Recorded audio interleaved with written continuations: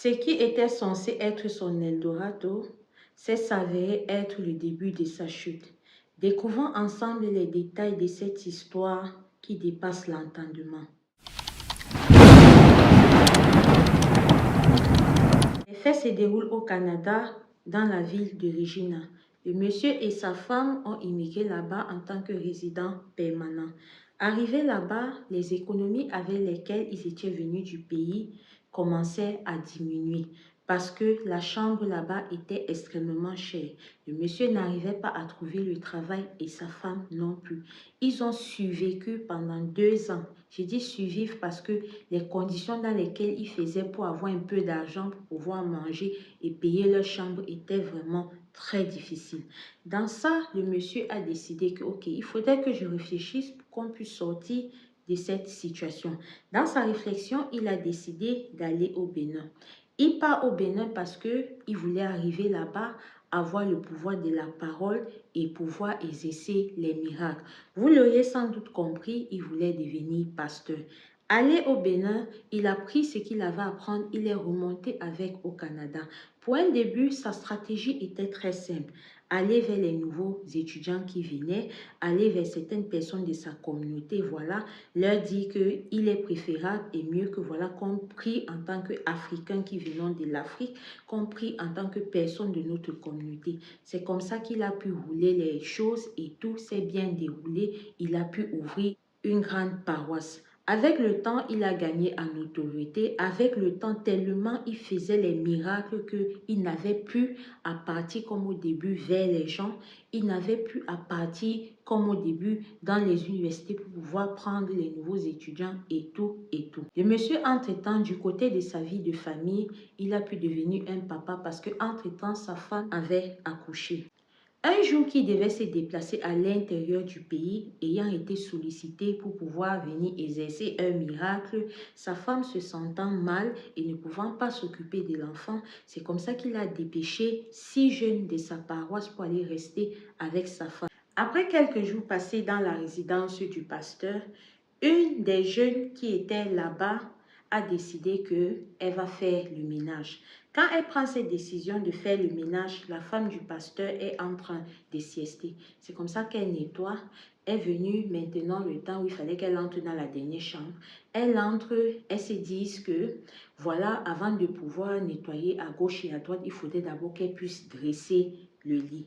Quand elle part pour pouvoir enlever la couverture sur ce lit-là, elle soulève, elle voit qu'il y a un costaud boa au milieu du lit. Pendant qu'elle crie, le boa faufile, il part entrer à la douche. C'est comme ça qu'elle sort, elle ferme la porte derrière elle.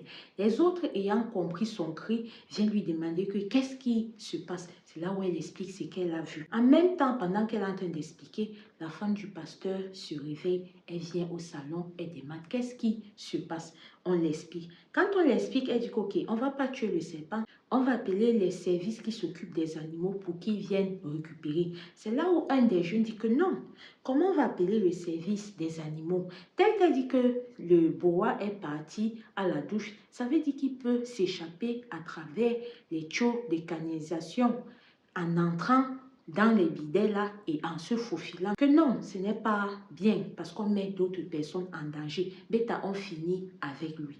C'est comme ça qu'ils sont allés chercher les choses pour aller finir avec le serpent. Quand ils finissent avec ça, immédiatement, la femme du pasteur reçoit un appel de où le pasteur était là. On l'explique que son mari était en plein culte. Voilà, c'est comme ça qu'il s'est effondré et on a dû l'amener à l'hôpital et qu'il faudrait qu'elle doit venir. C'est comme ça qu'un des jeunes a décidé de conduire la dame du pasteur pour qu'il puisse partir là-bas et d'autres sont restés avec l'enfant à la maison. Quand ils arrivent à l'hôpital où le pasteur était, il dormait. C'est comme ça que quand il se réveille, il veut pouvoir se lever pour aller aux toilettes. Il se rend compte que ses pieds ne bougent pas. Il veut pouvoir se lever pour partir faire ses besoins parce que voilà, il avait cette envie pressante là. Ses pieds ne bougent pas. C'est là où il s'en rend compte et ainsi qu'avec sa femme que ses pieds sont paralysés. il n'arrive pas à bouger. Il demande à sa femme que qu'est-ce qui s'est passé à la maison. Est-ce que quelqu'un est entré dans la chambre qui est là-bas comme ça, comme ça? Elle dit que oui, les jeunes que tu m'as laissés avec eux à la maison, voilà, pendant que je faisais ma sieste, il y a une qui a décidé qu'elle va m'aider avec le ménage. Donc, elle est partie là-bas. C'est là le pasteur lui dit que mais tu l'as laissé aller là-bas, pourquoi? Toi-même, tu sais que dans cette chambre-là, toi-même, tu n'entres pas. Tu sais que dans cette chambre-là, je suis la seule personne qui est censée entrer là-bas pour pouvoir me recueillir et tout, et tout. Comment tu l'as laissé entrer? C'est là où la dame restait, elle est étonnée que, mais comment si elle est entrée là-bas pour nettoyer, ça te nerve comme ça? Jusque-là, elle n'avait pas fait le lien que si se fâche comme ça, c'est à cause du boa qu'on a trouvé là-bas, qu'on a fini avec. C'est ça qui a peut-être fait qu'il est comme ça là. Elle n'a pas fait de lien. Hein. Donc dans sa tête, ça n'arrivait même pas là-bas. C'est là où maintenant le pasteur lui dit, où je suis là, j'ai besoin de me confesser. Il faut que je parle.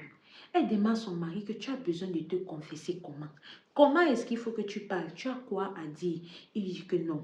S'il te plaît, cherche-moi un autre pasteur. J'ai besoin de me confesser. C'est comme ça que sa femme, elle appelait un autre pasteur. Quand le pasteur vient, il dit au pasteur là que j'ai eu à faire des choix dans ma vie et je me rends compte que ces choix-là n'étaient pas les meilleurs pour moi.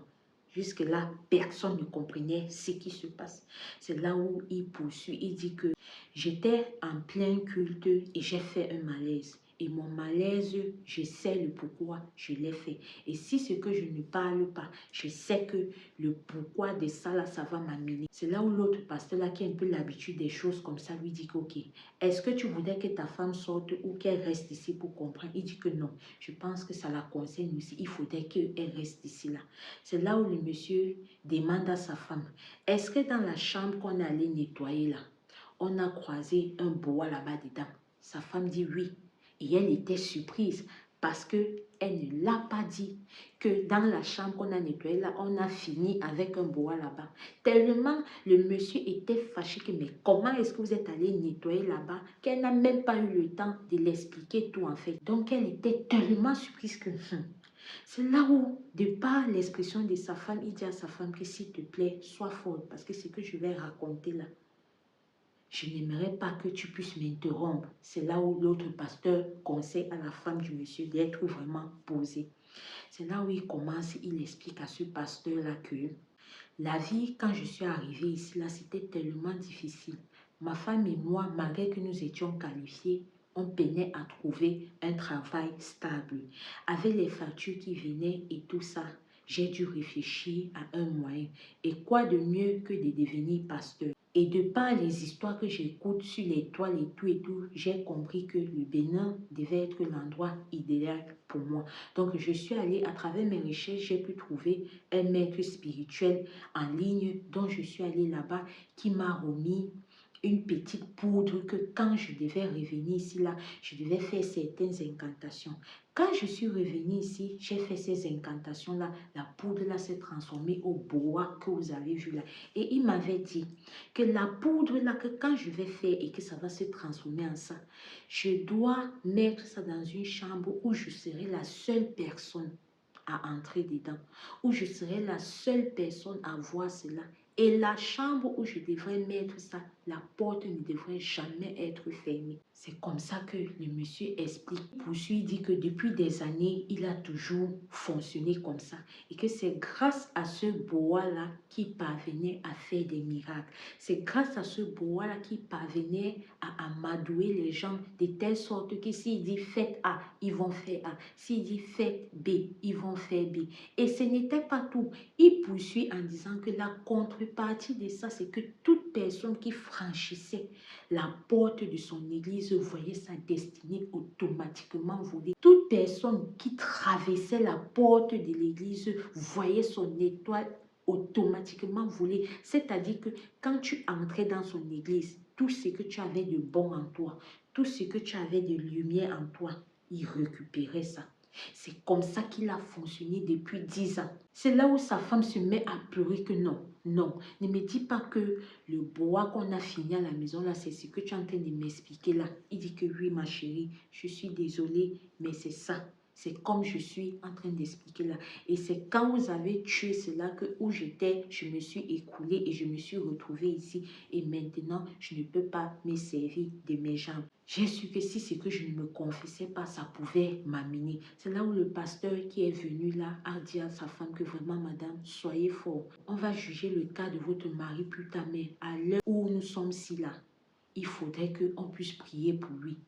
Parce que comme ça s'est passé comme ça, moi, ayant l'habitude de ce genre de phénomène, si on ne prie pas pour lui, ça va l'amener. C'est comme ça qu'ils ont commencé à prier pour le pasteur. Ils ont commencé à prier pour le pasteur. Ils ont commencé à prier pour le pasteur. Quand ils prient pour le pasteur comme ça, à un moment donné, le pasteur dit seulement que je le vois, je le vois, je vois le bourreau. Il veut m'avaler. Sauvez-moi, il veut m'avaler. Aidez-moi, il veut m'avaler, il veut m'avaler. Il crie ça comme ça. Il rit. Vous avez compris ça? Il a crié ça comme s'il a rip. Ça, c'était l'histoire du monsieur qui a eu immigration au Canada. Arrivé là-bas, la vie était tellement difficile pour lui qu'il a sciencé en 2, 4, 5. Il est descendu en Afrique, précisément au Bénin, aller chercher une poudre qui, avec des incantations, ça s'est transformé en bois. Et la suite de l'histoire, vous l'avez écouté. Vous vous rappelez, dernièrement, j'ai fait une vidéo ici, là, sur un pasteur qui a charmé l'homme d'une de ses adeptes. Si tu ne l'as pas vu, voilà la vidéo et je vais mettre le lien en commentaire épinglé. On ne vous défend pas d'aller prier, mais quand vous partez, demandez le discernement. D'aucuns diront que non, nous sommes ici, là, ça ne peut pas traverser l'eau. C'est la quantième histoire sur cette chaîne que je vous raconte qui a traversé l'eau. En passant, l'histoire là nous a été racontée par la femme du monsieur Mémé. Madame, je sais que vous allez voir cette vidéo et vraiment je vous remercie d'avoir partagé votre histoire avec nous parce que je suis sûre que ça va sensibiliser plusieurs personnes qui ne croient pas que les affaires là peuvent traverser l'eau, qui ne croient pas que ce qu'il y a en Afrique là peut monter et les retrouver de l'autre côté. Vraiment, je vous remercie. Il faut pasteur là, ce n'est pas seulement en Afrique. C'est aussi déjà que ce soit au Canada, que ce soit en Europe et j'en passe. Alors, si toi aussi tu as une histoire mystique que tu aimerais partager avec nous, je t'invite à nous écrire sur notre WhatsApp et on va s'entendre sur comment est-ce qu'on va publier ton histoire. Soit on balance tes audios si tu es d'accord, soit on va s'approprier de l'histoire et venir la raconter comme je le fais pratiquement pour toutes les histoires. Donc, n'hésite pas, si tu penses que tu as une toute petite histoire qui peut vraiment aider ton prochain, viens la partager et ne simplifie jamais la grandeur, la hauteur de la leçon de ton histoire. Je vous invite à liker et à partager la vidéo. Voilà, malgré tout le travail que nous faisons jusqu'à présent, on n'a pas encore une certaine grande visibilité et c'est grâce à vous si je vais pouvoir la voir parce que nous sommes tous d'accord ici que les histoires que je partage avec vous, ça sensibilise et que c'est vraiment édifiant. Et des gens qui prennent leur temps, leur méga et tout ça pour venir nous raconter quoi de mieux que d'aider les vidéos à monter afin qu'ils puissent savoir qu'ils ont accompli une partie de leur destinée ici sur Terre qui était de pouvoir aider le prochain à être sensibilisé à quelque chose qui peut demain sauver une vie. On ne sait jamais. Si tu le fais, je te remercie et je vous dis à très bientôt pour une histoire vraie et mystique ou alors un true crime africain vrai et mystique. Au revoir. Merci.